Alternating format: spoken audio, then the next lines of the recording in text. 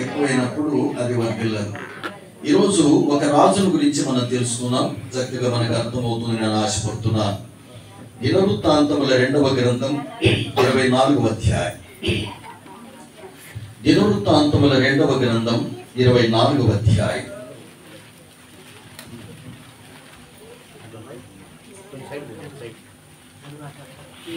ఇరవై 24వ అధ్యాయము మొదటి నుంచి చివరి వరకు ఉన్న దేవుని వాక్యాన్ని చూద్దాం. ఈరోజు మనం ఇంటి దగ్గర ఒకవేళ త్వరగా వచ్చింటాం కనుక దేవుని వాక్యం ఒక అధ్యాయం చదవడం మంచిది. దేవుని గ్రంథాన్ని చదువువారు ధన్యులు, వినువారు ధన్యులు, గైకొనువారు. ఈ ప్రవచన వాక్యాలు ఎప్పటి వరకు చదవాలి? మనము జీవితం ఉన్నంత వరకు చదవాలి. ఈ గ్రంథాన్ని ఎప్పటి వరకు చదవాలి? ప్రభు వచ్చేంత వరకు, లేక మన పోగడ జరిగేంత వరకు ఈ గ్రంథాన్ని మనం చదువుతూ ఉండాలి. అలాగే చదివితే మనం దీర్ఘాయుష్మంతులం అవుతాం. చదివితే మనం కుడి కానీ ఎడమ కానీ తొలగకోకుండా సరైన మార్గంలో నడుచుకుంటాం. గొప్ప దీవెన ఉంటుంది కనుక ప్రతి ఒక్కరూ ప్రతిరోజు బైబిల్ చదవడం, ప్రార్థన చేయడం ఆపు చేయదు, క్రమంగా చేయండి. తప్పకుండా దేవుడు మనల్ని ఆశీర్వదిస్తాడు. ఓకే, 2వ దినవృత్తాంతముల గ్రంథం బైబిల్ తీయండి అందరూ కూడా. 2వ దినవృత్తాంతముల గ్రంథం 24వ అధ్యాయం. 24వ అధ్యాయం మొదటి వచనం నుండి. మీరు ముందుకు వెళ్ళకూడదు, వెనకపోకూడదు, నాతో పాటు రావాలి. కొంతమంది నాకంటే పాజిటివ్ చదివేటోళ్ళు ఉన్నారు, కొంతమంది నాకంటే స్పష్టంగా చదివేటోళ్ళు ఉన్నారు, కొంతమంది నిదానం గోదాములే వెనకనేటోళ్ళు ఉంటారు. అటు వెనక రాకుండా ఇటు ముందు రాకుండా నాతో పాటు వస్తే బాగుంటుంది అని ఆశపడుతుంటారు. ఆమేన్, హల్లెలూయా. అందరు కలిసి దేవుని వాక్యాన్ని చూద్దాము. స్టార్ట్ చేద్దాము. యెహోవాసు ఏలన ఆరంభించినప్పుడు 7 సంవత్సరముల ఇల్లు గలవాడై యెరూషలేములో 40 ఏళ్ళు ఏలాను. అతని తల్లి బెర్షెబా కాపురస్తురాలైన జిబ్యా. యాజకుడైన యెహోయాదా బ్రతికిన దినములన్నీ యోవాసు యెహోవా దృష్టికి యథార్థముగా ప్రవర్తించాడు. యెహోయాదా అతనికి 2 భార్యలను చేసి పెళ్లి చేసెను. అతడు కుమారులను కుమార్తెలను కనెను. అంతటా యెహోవా మందిరమును బాగు చేయాలని యోవాసునకు తాత్పర్యం పుట్టిన కనుక అతడు యాజకులను లేవీయులను సమకూర్చి, మీరు యూదా పట్టణములకు పోయి దేవుని మందిరమును బాగు చేయటకై ఇశ్రాయేలు యొద్ద నుండి ధనమును ఏటేటా సమకూర్చుచు ఈ కార్యమును మీరు త్వరపెట్టవాలని వారికి ఆజ్ఞయించారు. వారు దాన్ని త్వరగా చేయకపోయినందున రాజు ప్రధాన యాజకుడైన యెహోయాదాను పిలిచి, ఆ దుర్మార్గురాలైన అతల్యా కుమారుడు దేవుని మందిరమును పాడు చేసి యెహోవా మందిర సంబంధమైన ప్రతిష్ఠోపకరణములన్నిటినీ బయలుదేవత పూజకు ఉపయోగించిరి. సాక్ష్య గుడారమును బాగు చేయుటకై యూదాలో నుండి యెరూషలేములో నుండి ఇశ్రాయేలు సమాజకుల చేత యెహోవా సేవకుడైన మోషే నిర్ణయించిన కానుకను లేవీయులతో నీవెందుకు చెప్పి తెప్పించలేదని అడిగాను. కాబట్టి రాజు ఆజ్ఞ చొప్పున వారు ఒక పెట్టెను చేయించి యెహోవా మందిర ద్వారం బయట ఉంచిరి. మరియు దేవుని సేవకుడైన మోషే అరణ్యమందు ఇశ్రాయేలు నిర్ణయించిన కానుకను యెహోవా యొద్దకు జనులు తేవలని యూదాలోను యెరూషలేములోను వారు చాటించిరి. కాగా అధిపతులందరూ జనులందరూ సంతోషంగా కానుకలు తీసుకుని వచ్చి చాలినంత వరకు పెట్టెలో వేసిరి. లేవీయులు ఆ పెట్టెను రాజు నివసించు స్థలమునకు తెచ్చుచూ వచ్చిరి. అందులో ద్రవ్యము విస్తారముగా ఉన్నట్టు కనబడినప్పుడెల్లా రాజు యొక్క ప్రధానమంత్రియు ప్రధాన యాజకుడు నియమించిన పై విచారణకర్తయు వచ్చి పెట్టెలో ఉన్న ద్రవ్యమును తీసి యథాస్థానమందు దాన్ని ఉంచుచూ వచ్చిరి.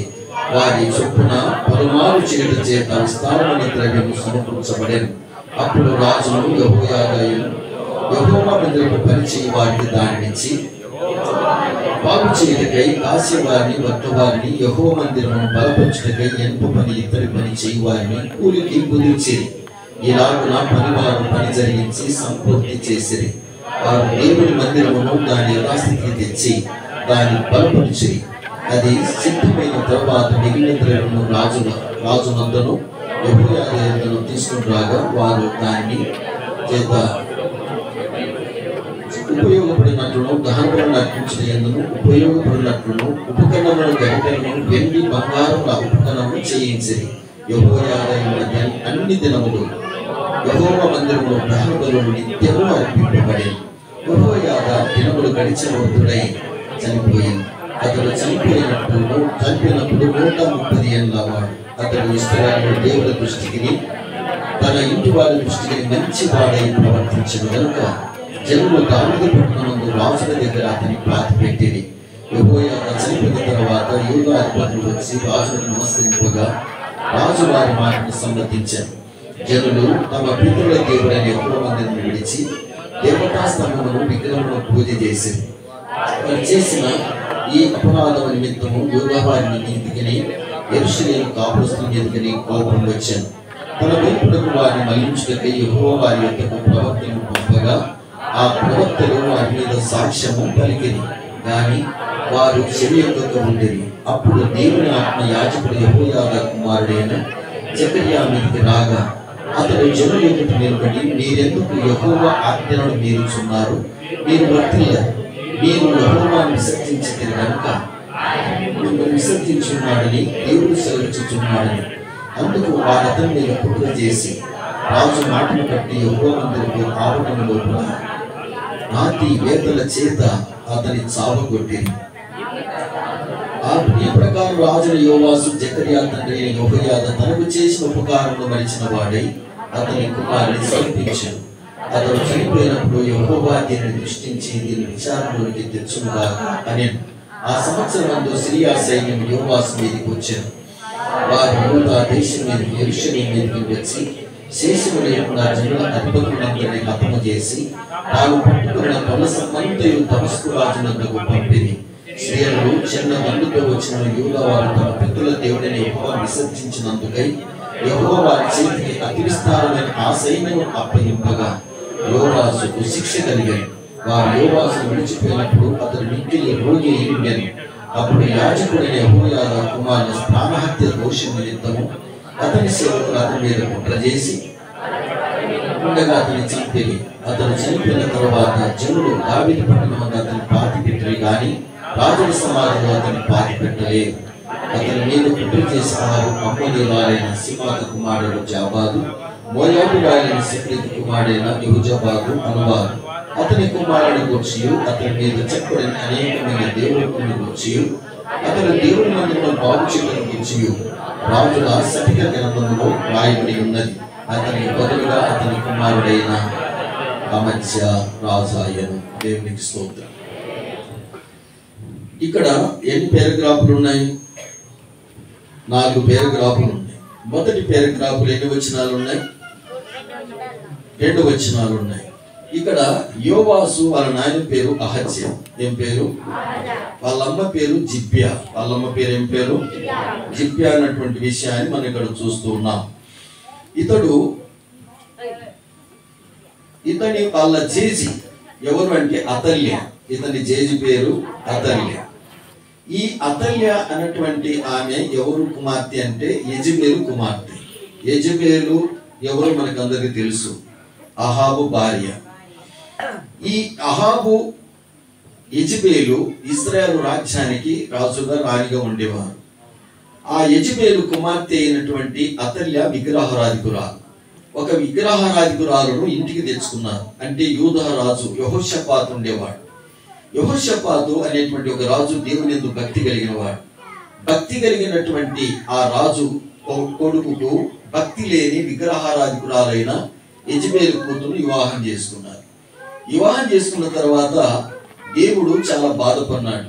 ఒక విగ్రహాధికురాలను తీసుకొని మీరు దేవుని బిడ్డకు చేసుకున్నారు, ఇది మీకు మంచిది కాదని దేవుడు అన్నాడు. యెహోవా శత్రువులతో నువ్వు యుద్ధం చేసినావు గనక ఇది మొదలుకొని నీ రాజ్యం నీరసిల్లిపోతుంది అని దేవుడు అన్నాడు. ఆ తర్వాత యెహోషాపాతు చనిపోయినాడు. ఆ తర్వాత అహజ్యా రాజ్యానికి వచ్చినాడు. అతను చేసిన పాపమును బట్టి అతని తల్లి అతని దుర్మార్గముగా పెంచింది. ఎట్లా పెంచిందంట? ప్రార్థన లేకుండా, వాక్యం లేకుండా తిండి బాగా పెట్టింది. తిండి పెట్టింది, బాగా చదువు చదివించింది. కానీ రాజు విద్యలు కూడా నేర్పించింది, కానీ భక్తి నేర్పించలేదు. ఎందుకంటే ఆమెకు ఆ భక్తి లేదు కనుక. మన పిల్లలు మనం ఏం కలిగి ఉంటాం అదే మన పిల్లలకి ఇస్తాం. మనకు భక్తి ఉంటే మన పిల్లలకు భక్తి నేర్పుతాం. మన పిల్లలకు ప్రార్థన ఉంటే మన పిల్లలకు ప్రార్థన నేర్పిస్తాం. ఒకరోజు నిన్న ఆ సహోదరి అంటుంది, అయ్యా మా కుమార్తెను మేము వివాహం చేసి ఇంటికి పంపించినాం. అప్పుడు ఆ అమ్మాయి అంటుంది, మమ్మీ మేము వాక్యము కంఠత వాక్యం అప్పగించకపోతే నువ్వు మాకు టిఫిన్ పెట్టేదాన్ని కాదు. ఇప్పుడు నాకు ఆ యొక్క విలువ అర్థమవుతుంది. ఆ వాక్యాలు నాకు గుర్తొచ్చి కాపును చక్కగా చేయగలుగుతున్నాను అన్నది. ఆమె కళలు ఎంత మంచి మాట. ప్రియులారా, మన పిల్లలకు టిఫిన్ కంటే ముందు మనం ఏం చేయాలి? వాక్యము కంటతో చెప్పమని చెప్పాలి. వాక్యం చదువుకున్నాయి, ప్రార్థన చేసుకో. ఈరోజు కంటతో వాక్యం, నాకు రోజుకు కంటతో వాక్యం చెప్పని మన పిల్లలతో చెప్పించుకున్న తర్వాత మనము టిఫిన్ పెడితే టిఫిన్ శరీరానికి, మనసుకు వాక్యం పనికి వస్తుంది. మానసికంగా పిల్లలు బాగుపడతారు. ఆమె కనుక మన పిల్లలకు అలా చేయాలి. ఈ అతల్య దేవుని వాక్యాన్ని సరిగా వాళ్ళకు చెప్పలేదు, ప్రార్థన చేయించలేదు, మందిరానికి తీసుకెళ్ళలేదు. ఆమె చెడు మనసు కలిగినది, విగ్రహారాధికురాలు కనుక ఆమె ఏం చేసిందంటే, తన కొడుకు చనిపోయిన తర్వాత అతడు పాపం చేత అతని వాక్యం సరిగా బతకలేదు కనుక, దుర్మార్గుడు కనుక అతడు తొందరగా చచ్చిపోయినాడు. బైబిల్ వాక్యం చెప్తుందంటే, నీ కాలానికంటే నువ్వు ముందు ఎందుకు పోతావు అంటాడు. ఎందుకు? దుర్మార్గులు తొందరగా చనిపోతారు.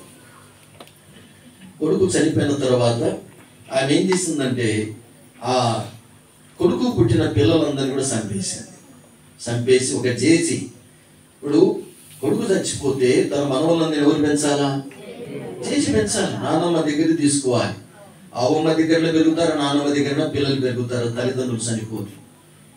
తల్లిదండ్రులు ఇద్దరు కోల్పోయినటువంటి ఆ పిల్లలు ఉంటే ఆ పిల్లలందరినీ కూడా చంపేశాను. రాజు తమ్ములను కూడా చంపేశాను. అందరినీ కూడా చంపేసి ఆమె రాణి. ఎందుకు అలా రానియింది అంటే, ఆమె అధికార దాహం ఉంది. అధికార దాహం చేత తన మనవలను కూడా చంపేసి ఆమె, ఒక చిన్న పిల్లోడు యోవాస్ అనేటువంటి పిల్లోడు ఉండేవాడు. ఆ పుట్టిన బిడ్డను వాళ్ళ మేనత్త, వాళ్ళ మేనమామ యెహోయాద అనేటువంటి, యెహోషాబాద్ అనేటువంటి వాళ్ళు ఉండేవారు. ఆమె వాళ్ళ తల్లి బుద్ధులు ఆమెకు రాలేదు. వీళ్ళ పంది కడుపున ఒక పవిత్రమైనటువంటి బిడ్డ పుట్టినట్లుగా అతల్య గర్భములో నుండి వచ్చినటువంటి యెహోషాబాద్ అనేటువంటి ఆమె యెహోయాదకు భార్యగా చేయబడింది. ఒక రాజకుమార్తెను యాజకునికి ఇచ్చినారు. యాజకుడే కానీ అతడు రాజ్యం లక్షణాలు కలిగిన వాడు కనుక ఆ వ్యక్తికి అమ్మాయిని ఇచ్చినారు. ఈ పిల్లవాడు మేనల్లుడైనటువంటి యోవాసును వీళ్ళు బ్రతికించుకున్నారు. ఈమె కూడా సంపాదన పిల్లోని ప్రయత్నం చేసింది. ఆ పిల్లోని ఆ బిడ్డలు కాపాడినారు. మేనమామ మేనత్త ఆ బిడ్డను తీసుకుని వెళ్ళి 7 సంవత్సరాలు దాచిపెట్టి అక్కడ ఆ బిడ్డను పెంచిన తర్వాత 7 సంవత్సరాలు నిండిన తర్వాత మేనమామ మేనత్త తీసుకొచ్చి దేవుని మందిరం దగ్గర ఆ బిడ్డను రాజుగా చేసినారు. రాజుగా చేసి రాజ్యములు సింహాసనం మీద కూర్చోబెట్టినారు. రాజ్యమంతా కోలాహలము, సంబరాలు ఎక్కువైనాయి. ఇది అతల్యాకు తెలియదు ఈ విషయం అంతా. ఏమి జరుగుతుంది అక్కడ అని చెప్పి అంటే, యోవాస్ అనే పిల్లోడు నీ మనవడు, అతడు బ్రతికినాడంటే నువ్వు అందరిని చంపినావు అనుకున్నావు, కానీ ఆ పిల్లోడు బ్రతికినాడు. ఆ పిల్లోని యెహోయాద అనేటువంటి వాళ్ళ మేనమామ ఆ బాబును రాజుగా చేసినాడు అనేటువంటి మాట చెప్పినారు. వెళ్ళి ఆమె రథము కట్టించుకొని ఆగమేఘాన లోపలికి వచ్చింది. ద్రోహం ద్రోహం ద్రోహం అని చెప్పి అంటుంది. అప్పుడు అన్నారు, ఆమెకు అల్లుడైతాడు తన కూతురు అన్నాడు, అమ్మ నువ్వు చేసింది ద్రోహము కానీ మేము చేసింది ద్రోహము కాదు. నీ వంశం అది, నీ కడపాత్రమైన పిల్లలను, నీ కొడుకు చనిపోతే తల్లివిగా, వాళ్ళమ్మ నాయన చనిపోతే నువ్వు యొక్క జేజిమ నానమ్మగాను అందరినీ సాకి పెద్ద చేసి వాళ్ళు రాజుగా చేయాలి. కానీ నువ్వు ఆ పని చేయకపోగా వాళ్ళందరినీ కూడా చంపేసి నువ్వు రానిపోయినా ఇది నీకు తగునా? ఇది ద్రోహము కానీ మేము చేసింది ద్రోహము కాదు. కనుక నువ్వు చేసిన ద్రోహమును బట్టి నువ్వు బ్రతకాల్సిన అవసరం లేదు. కనుకని ఈ దుర్మార్గురాలను ఇక్కడ నేను చంపనంటని ఆమెను అక్కడనే చంపేసినారు. అతల్యాను చంపిన తర్వాత దేశం నెమ్మది పొందింది. ప్రియులారా, అలాగా ఆమె చనిపోయిన తర్వాత యోవాసు 7 సంవత్సరాల వయసులో రాజ్యానికి వచ్చినాడు. ఎన్ని సంవత్సరాల వయసు? 7 సంవత్సరాలు. ఏమని అర్థమవుతుంది రాజ్యం? అయితే బాబును అట్లా కూర్చోబెట్టి మేనత్త మేనమామ పరిపాలన చేసినారు. దేవునితో చక్కగా పిల్లోని కాపాడినారు. ఆ పిల్లోడు పెరిగి పెద్దవాడైనంత వరకు 20 సంవత్సరాలు వచ్చేంత వరకు ఆ రాజ్యాన్ని కూడా కాపాడి రాజు అతడే సింహాసనం మీద కూర్చోబెట్టినారు ఒక పిల్లోని. కానీ పని చేసేదంత ఇల్లు కనుక చక్కగా పనిచేసి ఆ పిల్లోనికి 20 సంవత్సరాలు వచ్చిన తర్వాత ఆ కుమారికి వివాహం చేసినారు. చక్కగా దేవుని భయభక్తులు కలిగి జీవించినాడు. అతడు ఏలిన కాలము 40 సంవత్సరాలు. చిన్న పిల్లోనిగా వచ్చిన ఆ పిల్లోని ఆ మేనత్త మేనమామ దగ్గర తీసుకొని వాళ్ళు చక్కగా బిడ్డను పెంచి పెద్ద చేసి వివాహం చేసి గొప్పగా దీవించినారు. ఈ బాలుడు పెద్దోడైన తర్వాత యెహోయాదాను పిలిచి, మామ మనందరం కూడా దేవుని మందిరాన్ని బాగు చేద్దాం, దేవుని మందిరం ఎంత చక్కగా ఉంటే మన రాజ్యం అంత బాగుంటుంది. మనం దేవునికి సెంటర్ ప్లేస్ ఇవ్వాలి, దేవునికి మొదటి స్థానం ఇవ్వాలి, దేవునికి మధ్య స్థానం ఇవ్వాలి. ఆ దేవుడే ఆది అంతము గనక భగవంతుడు మన రాజ్యాన్ని కాపాడాలంటే మన దేవునికి మొదటి ప్రిఫరెన్స్ ఇవ్వాలన్నాడు. వాళ్ళ మేనమ్మ బహుగా సంతోషమన్నాడు. వాళ్ళ మేనమామ ఉగ్గుపాలతో, వాళ్ళ మేనత్త ఉగ్గుపాలతో వేసింది ఏంటంటే దేవునికి హైలైట్ చేయాలని చెప్పినారు. అందుకు ఆ బాలుడు కూడా దేవుని మీద మనసు కలిగి రాజ్య విస్తరణ కంటే ముందుగా దేవుని మందిరాన్ని మనం బాగు చేద్దాం అని మూయబడినటువంటి ద్వారం అంతా తెరిచినారు. మందిరము వాకిళ్ళు తెరిచి మందిరములో భూతంతా తీసేసి మందిరం అంతా శుభ్రం చేసి భగవంతుని ఆరాధన చేయడానికి మళ్ళీ ప్రారంభించినారు. అందరూ చక్కగా పాటలు పాడడం, వాక్యం వినడం, దైవ సేవకులు చక్కగా వాక్యం చెప్తుంటే వినడం, రాజ్యమంతా చక్కని కార్యములన్నీ కూడా జరుగుతున్నాయి. రాజ్యమంతా కూడా విగ్రహాలన్నీ కూడా తీసేసినారు. ఎక్కడెక్కడైతే విగ్రహాలు ఉన్నాయో ఆ విగ్రహాలన్నీ పాల్గొట్టేసి మొత్తం తీసేసి నిజ దేవుని అందరూ ఆరాధన చేస్తూ ఉన్నారు. రాజ్యము విస్తరించింది, పంటలు బాగా పండినాయి, వర్షాలు బాగా వచ్చినాయి, దేవుడు కరుణించినాడు, శత్రువుల మెదికి రాకుండా ఆపు చేసినాడు. ఈ విధంగా రాజ్యము చాలా ఆనందంగా సంతోషంగా ఉంది. అప్పుడు దేవుని మందిరము పనులు జరగాలంటే మనం ఒక కానుక సమర్పిస్తే బాగుంటుంది అందరం కలిసి అన్నారు. అయితే మోసే కానుక నియమించినాడు. భగవంతుడు చెప్పినాడు, మోసే ప్రజల దగ్గర నువ్వు కానుక తీసుకొని నిర్గమాకాండం 25వ అధ్యాయంలో ప్రత్యక్ష గుడారం కట్టడానికి కానుకలు స్వీకరించినారు. ఆ నియమము ఇక్కడ కూడా మనం పెడదాం అని చెప్పి చాలా సంవత్సరాల తర్వాత కానుక పెట్టి మందిర ఆవరణ దగ్గర బయట అందరూ వచ్చేటువంటి ద్వారం, ఒక మెయిన్ ద్వారం ఉంటే మెయిన్ ద్వారం బయట కానుక పెట్టినారు. వచ్చిన వాళ్ళు తప్పుడు ఆ కానుక బిడ్డ చూస్తారు, పోయేటప్పుడు కూడా కానుక బిడ్డ చూసి దాంట్లో కానుక వేయండి, మీరు వర్తిల్లని కొలదని చెప్పినారు. ఆ తర్వాత మందిరం కానుక పెట్టి ఎక్కడికి వచ్చిందంటే మళ్ళీ పరిశుద్ధ స్థలానికి అర్పిత దగ్గరికి వచ్చింది. అది ఎట్లా అంటే లూకాసు వార్త 20వ అధ్యాయంలో యేసు ప్రభు కానుక పెట్టని తీసుకుని వినండి. మొదటి 4 వచనాల్లో యేసు ప్రభు కానుకలేసి వారిని అందరిని చూస్తున్నాడు. యేసు ప్రభు కానుకలేసి బిడ్డలందరినీ చూస్తున్నాడు. అంటే కానుక పెట్టి పరిశుద్ధ స్థలంలోకి వచ్చింది. అందరు లైన్కి వచ్చి కానుకేస్తున్నారు. అలాగనే ఆ పద్ధతి ఇక్కడ మందిరంలో కూడా మనం పెట్టు, అదే పద్ధతి సంఘం అంతా కూడా కలిగి ఉన్నది. ఆ బయట పెట్టడం కంటే అక్కడ ఎవరు ఉంటున్నారు అది భద్రత ఉన్నది కనుక ఇక్కడ మనం కానుక పెట్టి పెడదామని యేసు ప్రభు కాలంలో అది నిర్ణయించినారు. అదే పద్ధతి ఇప్పటికి కూడా కొనసాగుతుంది, కానుక వేసే పద్ధతి. ఓకే, ఇక్కడ ఈ పద్ధతి అనుసరించినటువంటి వారు దేవుని ఎడల భయభక్తులు కలిగి సమృద్ధి అయిన ధనం వచ్చింది. దేవుని మందిర పనులు చక్కగా జరుగుతున్నాయి. మందిరము అద్భుతముగా వర్ధిల్లింది. యెహోయాదా ఉన్న దినములన్నీ సంఘము చాలా చక్కగా బాగా జరిగింది. ఎవరైనా చూడండి, ఒక ఇంటి యజమానిని బట్టి ఇల్లు బాగుంటుంది, ఒక ఫ్యాక్టరీ ఓనర్ బాగుంటే ఫ్యాక్టరీ బాగుంటుంది, ఒక సంస్థ నాయకుడు బాగుంటే సంస్థ బాగుంటుంది. యెహోయాదా 130 సంవత్సరాలు బ్రతికి అతడు ఉన్నంత కాలం రాజ్యము సుభిక్షంగా ఉంది. ప్రార్థనలు, వాక్యము, ఆరాధన, సంఘ కూడికలు జరుగుతున్నాయి. దేవుడు ఆ దేశం మీద కరుణ చూపినాడు. భగవంతుడు కటాక్షం ఉన్నాయి. అందరూ కూడా సంతోషంగా, సమాధానంగా, ఆనందంగా ఉన్నారు. ఇలాంటి పరిస్థితులలో యెహోయాదా చనిపోయినాడు.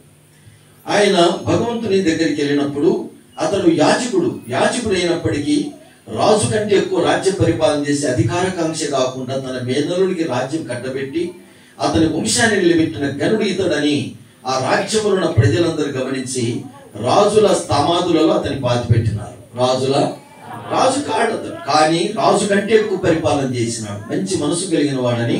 అప్పుడు రాజు కంటే ఎక్కువ ఏం చేసినాడు, ఘనంగా అతన్ని సన్మానించి రాజుల సమాధులు పెట్టినారు. అలాగా అతని కార్యక్రమం ఘనముగా ముగిసింది. ఘనంగా అతని రాజ్యం గమనించి అతడు చేసిన పనిని బట్టి, అతని నిస్వార్థమైన గుణాన్ని బట్టి దేవుడు అతని బహుగా దీవించి ఉన్నతమైన స్థితి తీసుకొచ్చి ఆయన దీవించినాడు. ఎందుకు అంతగా రాజ్యం వర్ధిల్లింది అంటే దేవుని ఆజ్ఞను గైకొన్నారు కనుక వాళ్ళు వర్ధిల్లినారు. ఆమేన్. యోవాసు వర్ధిల్లినాడు, రాజ్యం వర్ధిల్లింది, ప్రజలు వర్ధిల్లినారు, బహు సంతోషంతో తులుతూగుతూ ఉన్నారు. శత్రువులు రాకుండా దేవుడు ఆపు చేసి పట్టణ చుట్టూరు దేవుడు కంచె వేసి దీవించినాడు. ఇలాగా దేవుని ఆజ్ఞను అనుసరించినంత వరకు, దేవుని మందిరానికి ప్రజలు వచ్చినంత వరకు, దేవుని వాక్యమని దేవుని వాక్యానుసారంగా జీవించినంత వరకు, దేవునికి కానుక అర్పించి దశమ భాగం అర్పించినంత వరకు వాళ్ళు వర్ధిల్లినారు. ఎప్పుడైతే యెహోయాదా దైవజనుడు చనిపోయినాడో ఈ యోవాసు చెడిపోయినాడు. రాజు ఏమైపోయినాడు?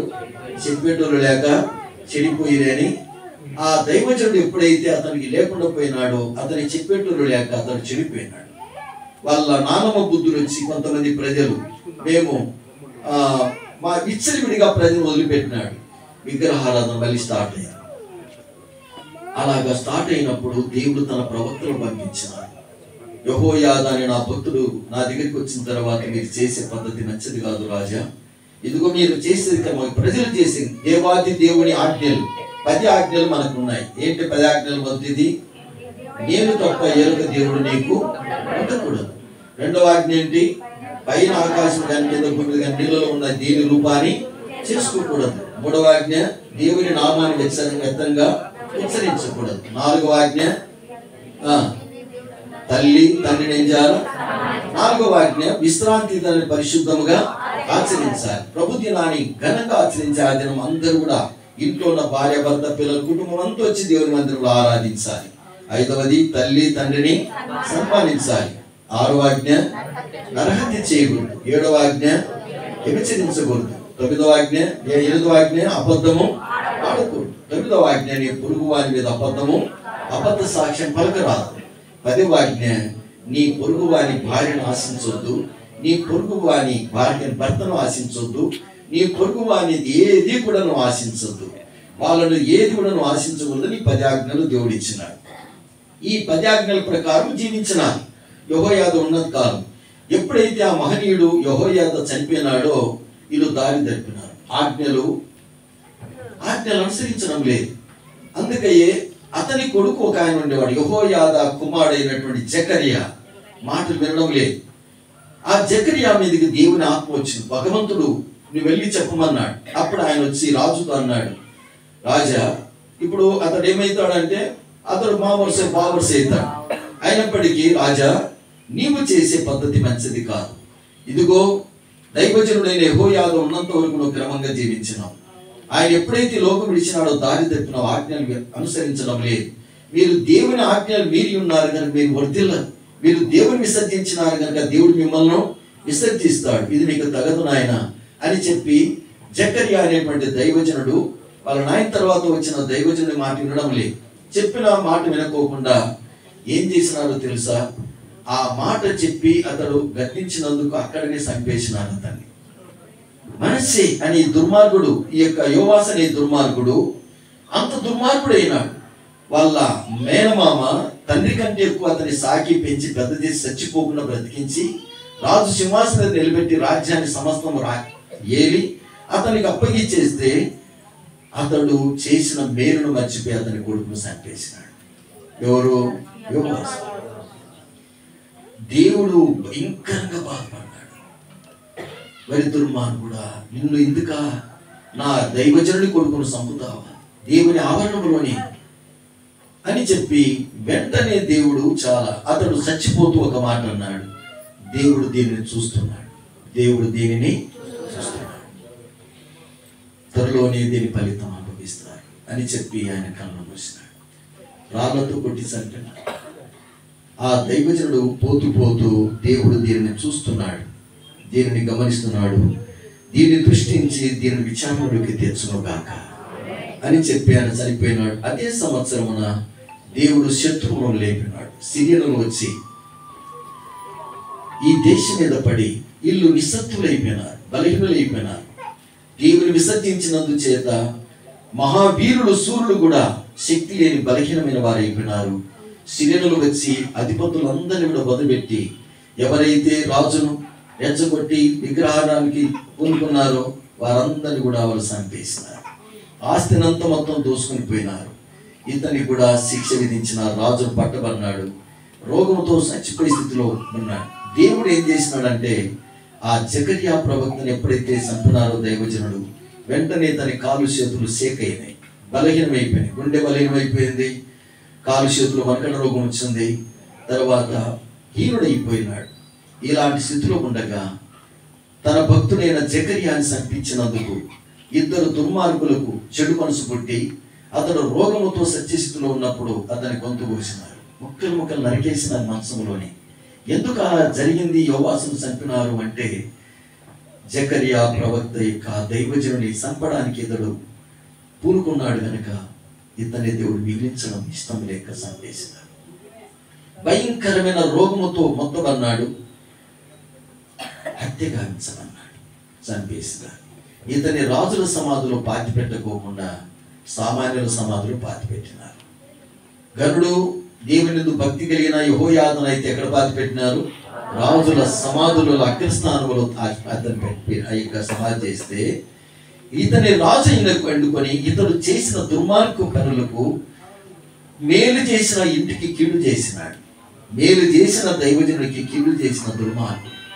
అందుకే ఇతడు రాజుల సమాధులు పెట్టకూడదని అతన్ని తీసుకెళ్లి సామాన్యుల సమాధులు పెట్టేసినారు. వీరిలారా ఇది అక్కడ కథ ముగించబడింది. గమనించండి, ఎందుకు ఆ యోవాసు వర్ధిల్లినాడు, ఎందుకు అతడు వర్ధిల్లలేదు?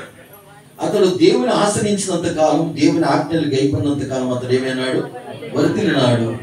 ఎప్పుడైతే దేవుని విసర్జించి మేలు చేసిన ఇంటికి ఎప్పుడైతే ఇతడు కీడు చేసినాడో అప్పుడు అతడు ఏమైనాడు అంటే వర్ధిల్లలేదు. 20వ వచనం ఒక్కసారి చూడండి. దీంట్లో 20వ వచనంలో 20వ వచనము యాజకుడు యెహోయాదా కుమారుడు జకర్యా మీదకి రాగా అతడు జనుల ఎదుట నిలబడి, మీరెందుకు యెహోవా ఆజ్ఞను మీరుచున్నారు, మీరు వర్ధిల్లరు. ఈ రాత్రి ఈ ఉదయకాల ఆరాధనలో నా చెల్లి, తల్లి, అన్న, తమ్ముడు, దేవుని ఆజ్ఞలను మీరు వారు వర్ధిల్లరు. దేవుని ఆజ్ఞలను